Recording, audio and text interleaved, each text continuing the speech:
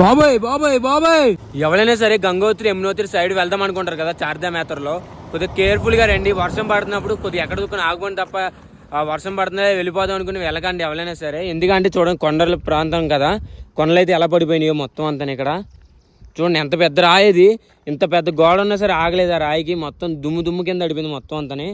అసలు ట్రాఫిక్ అయితే వేరే లెవెల్ అవుతుంది ఇక్కడ, జామ్ అయితే. ఇంకోటి వచ్చేపాటికి ఏంటంటే ఈ రీల్ మాత్రం ఖచ్చితంగా షేర్ చేయండి. ఎందుకంటే చార్ధామ్ యాత్ర చేద్దాం అనుకునే వాళ్ళు చాలా మంది ఉంటారు, వాళ్ళకైతే ఇన్ఫర్మేషన్గా ఉంటుంది. కొద్దిగా కేర్ఫుల్గా వెళ్తారు వాళ్ళైతే. సో నేనైతే నా సైకిల్ మీద చార్ధామ్ యాత్ర చేస్తున్నాను భీమవరం నుంచి.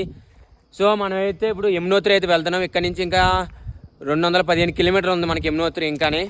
సో ఇది చూసినా నాకే భయం అనిపించింది, ఎవరికైనా ఇన్ఫర్మేషన్గా అవుతుంది అనుకుని ఈ రీల్ అనేది చేస్తున్నా. ఖచ్చితంగా మీరైతే ఎవరైనా సరే చార్ధామ్ యాత్ర చేస్తారు కదా, వాళ్ళకైతే ఇది ఖచ్చితంగా షేర్ చేయండి. అందరికీ హర హర మహాదేవ్, జై శ్రీరామ్.